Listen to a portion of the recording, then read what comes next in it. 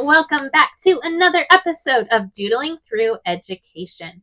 For my CC students, this is Cycle 1, Week 6, History.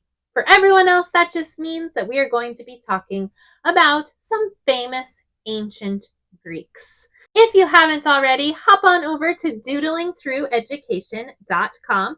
Grab your workbooks. These workbooks have been designed to go along with these videos, and there's 4 pages per week for your student to complete.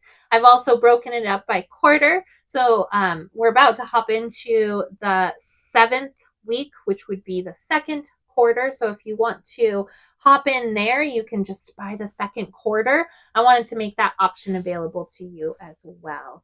But without further ado, let's start doodling. Today, we are going to be talking about some famous ancient Greeks. These Greeks helped shape the ideas that we have in important fields like poetry, mathematics, philosophy, and even engineering. So let's hop right in and start talking about our first famous Greek, and that is Homer. Homer was a Greek poet who wrote the poems The Iliad and the Odyssey. These are very early works of Greek literature and surprisingly were able to survive to present day. They are considered to be a treasure to our society. These poems tell of historic events and heroic deeds during and after the Trojan War in ancient Greece. These works are considered to be such a great treasure that they have been translated into many different languages so that people all over the world can read them. You may ask your parents if they have read these works in high school or in college, because many educational classes still continue to study these epic poems. Something that's interesting about Homer was that he was a poet in the oral tradition, and that just means that he did not write anything down, but instead he traveled from place to place and performed these stories, which means he recited them aloud. And it is actually thought that they probably weren't even written down until hundreds of years after they were first recited. It's also thought that perhaps these epic poems were written by more than just one person, not just Homer, but we typically give Homer the credit for writing these famous poems. Next, let's talk about Pythagoras. Pythagoras lived in the 500s BC, and he was a Greek mathematician. He spent most of his life in the Greek colonies of Italy and Sicily, and is also considered to be one of the greatest mathematicians in history. He also taught his students by speaking to them and did not require any books, and nobody has found anything that has ever been written by him. In about 530 BC, he settled down in southern Italy and had disciples, so to speak, that would follow him around and listen to his teachings. Now, you might recognize the term disciples because when we talk about Jesus, we talk about his 12 disciples, the men who followed him around and helped him in his ministry.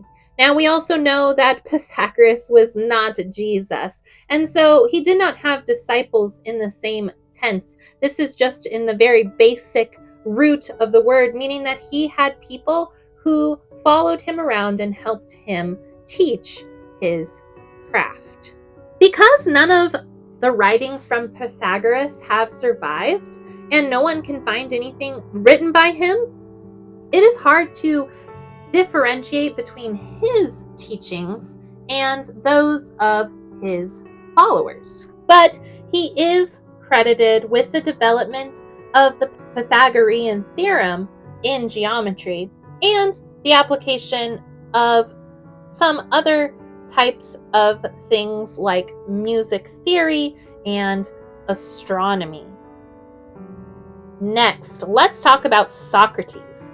Socrates was a great Greek philosopher. He did not actually propose any new knowledge, but he showed the people who learned from him how to argue and debate. He believed that educated discussion between people helps them to understand difficult problems. He liked to take on political discussions from those days, and he was able to dive deeper into these political discussions to truly talk about the moral philosophies and moral questions that people had and spur conversations about how life should be lived. Now, his type of teaching wasn't always very popular, so he did make several enemies. And charges were brought against him because his enemies believed that he was corrupting the minds of young people, and he wasn't giving religion enough respect. The jury agreed with his accusers and decided that he was in fact a dangerous man, and so he was sentenced to death by poisoning. At the end of the day, much of what we know about Socrates didn't actually come from him himself, but from one of his students, Plato. He's famous for answering questions with questions. So he would pretend that he didn't know anything and that he's just trying to understand what you are saying, to get his students to more clearly think about a subject. This is now called the Socratic method of teaching. And now last, let's talk about Archimedes. Archimedes was actually a Greek scientist. He was also considered to be an inventor, an astronomer, and also a mathematician. He was born in Sicily and lived in Syracuse, where he liked to solve problems and create inventions for the king. There are many stories about Archimedes, and several of them talk about how the king would request him to solve different types of problems. One problem in particular that he was asked to solve was the king wanted to know if his new crown was made from pure gold, or if the goldsmith had actually used some silver in the crown to try and save money. He asked Archimedes to help him figure out this problem. And as the story goes, Archimedes actually figured out this problem while taking a bath, hence the picture in our doodling video. He figured out that the amount of water that the crown displaced or moved when he put the crown in the water could be compared with the weight of the object. Once he had all of this information, he could determine if the density of the crown matched the density of pure gold. He used these mathematical skills to create many other things, like the Archimedes screw. The Archimedes screw was a device that could be used to lift water from lower to higher levels. They wanted to do this to pump water out from leaking ships, or could be used to pump water from a lower river to a higher area. Archimedes was killed in 212 BC by Roman soldiers, and the story goes that he was actually working on a math problem and drawing with his finger in the sand.